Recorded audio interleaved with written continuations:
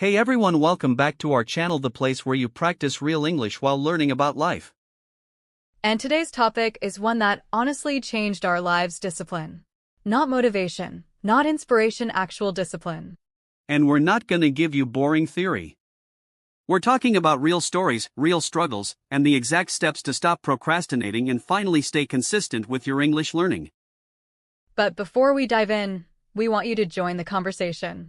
Write this in the comments. What is the one bad habit that kills your productivity the most? Is it scrolling TikTok until 2 a.m.? Netflix binges? Gaming marathons?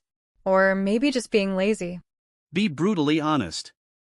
We'll read the best, or funniest, comments in the next episode, and we might roast a few of you in a friendly way.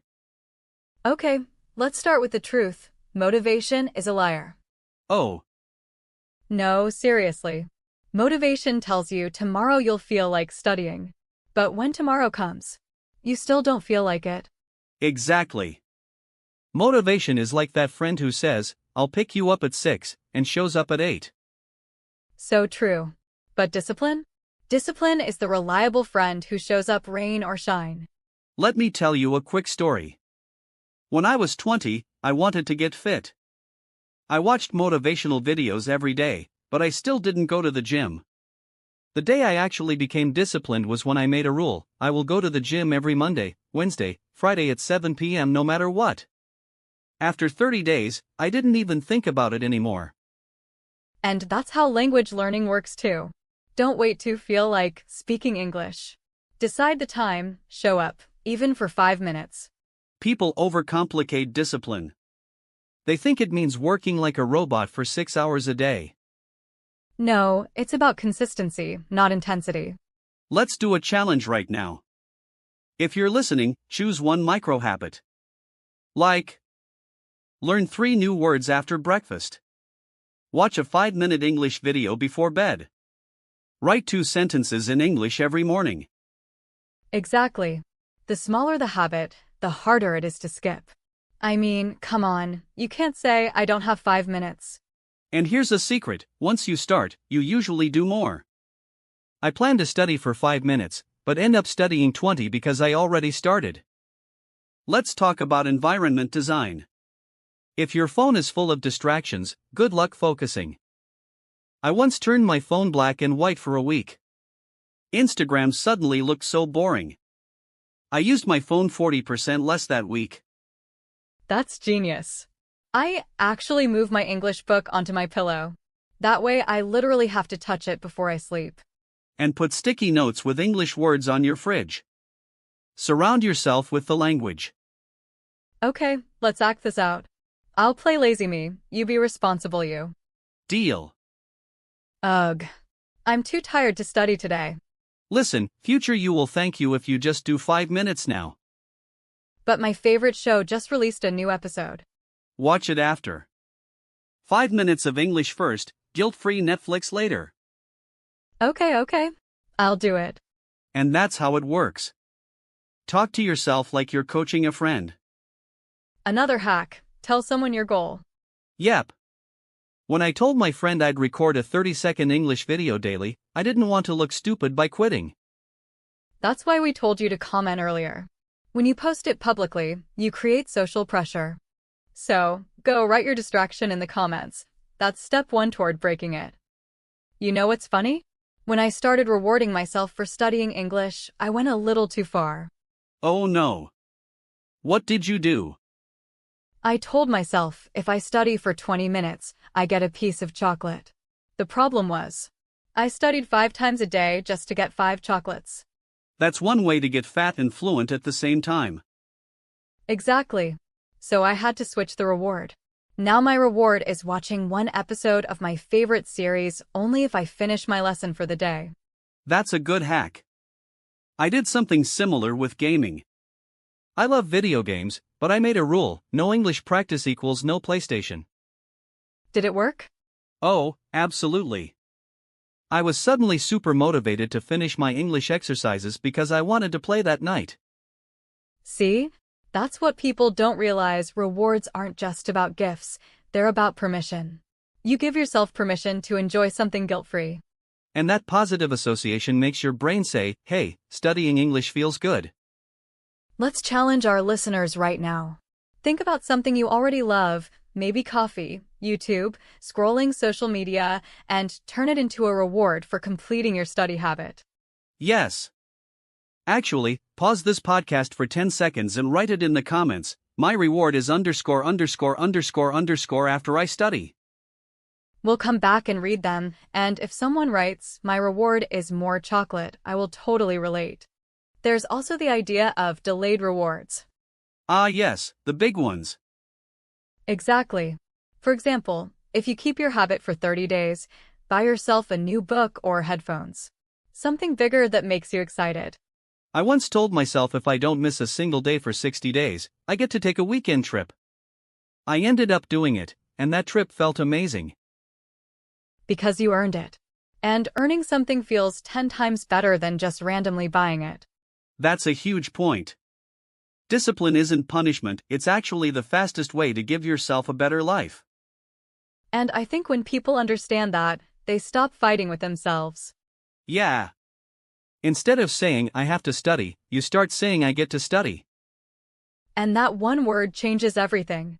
You know, I've been thinking a lot about what discipline really does to a person. It's not just about finishing tasks, it's about identity. When I look back, every time I stuck to something hard, like exercising every day for 3 months or writing in English every night, I started to see myself differently. I went from thinking, I'm lazy to, I'm the type of guy who shows up. That shift is huge because it changes how you act in the future.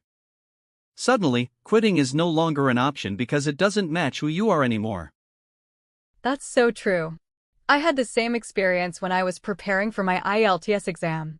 At first, I saw myself as someone who is bad at tests. But when I built a habit of studying every evening, no excuses, it slowly changed the way I thought about myself. I started saying, I'm a serious learner. I respect my goals. And you know what?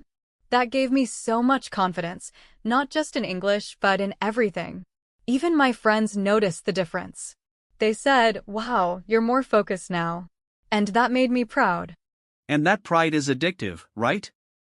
The moment you feel proud of yourself for sticking to something, your brain wants the feeling again. That's why I always tell my students, don't chase motivation, chase pride. Because pride is earned, and once you earn it, you crave it. When you look at the calendar and see 30 check marks in a row, it's almost impossible to break the chain because you want to keep that streak alive. It's like playing a game with yourself, but the prize is becoming a better version of you. I love that, chasing pride instead of motivation. And here's another thing, discipline gives you freedom. People think discipline is a prison, but really it's the opposite. When I wasn't disciplined, I always felt stressed because I knew I should be studying, but I wasn't. My brain was never relaxed. Now that I have a routine, I actually feel lighter. I know I've done my part, so I can enjoy my free time without guilt. That's a kind of freedom I never had before. Exactly. When I skip my habit, my whole day feels off. But when I do it, even for 5 minutes, the rest of the day feels like a win. That's why discipline builds momentum, one good action leads to another. I call it the domino effect. You do one discipline thing, like practicing English for 10 minutes, and suddenly you want to eat healthier, clean your room, maybe even go for a run. Discipline spreads to every part of life. And that's why I think today's topic is bigger than just English learning. It's about who you want to be as a person. Are you someone who gives up after one bad day, or are you someone who gets back up and keeps going? Because that choice, every single day, is what builds your future. And if you're listening right now, I want you to imagine your future self 1 year from today. What would make them proud? Whatever it is, start doing that today, even if it's just for 5 minutes. You know, after everything we shared today, I realized something. Discipline isn't just a skill, it's a form of self-respect. Think about it, when you tell yourself I'm going to study English tonight and you actually do it, you're keeping a promise to yourself. And keeping promises builds trust. Most people think trust is only for relationships with others, but really, you need to trust yourself first.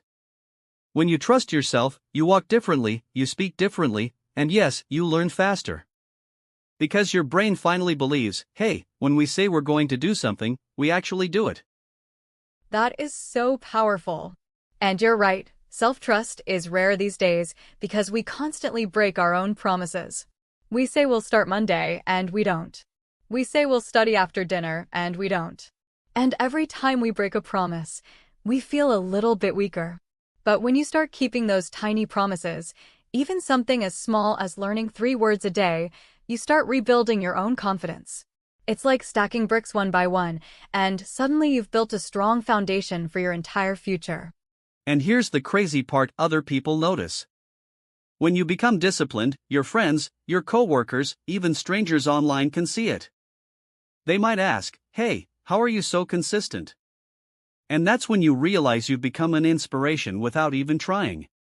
You're not just learning English for yourself anymore, you're showing others what's possible. And honestly, that's one of the best feelings in the world.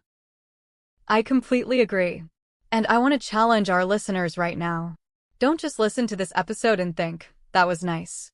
Take action tonight.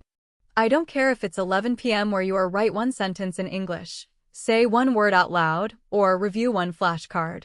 Do something small right now, just to prove to yourself that you can start. And then tell us in the comments exactly what you did. We'll read them, and I promise, we will reply to the best ones because we love seeing action takers. And for those of you who are really serious, I want you to comment, "I choose discipline." Write it in all caps. Make it a declaration, not just a comment. Because the moment you write that, you're making a public commitment. And we'll be here next week to hold you accountable. Imagine us checking your comment and saying, "Did you follow through?" That accountability is powerful, use it. Yes! And don't forget to subscribe so you don't miss the next episode, because we're going even deeper next time. We'll be talking about how to think in English and stop translating in your head. We've got some surprising tips and real-life stories that will blow your mind and make you see English learning in a completely new way.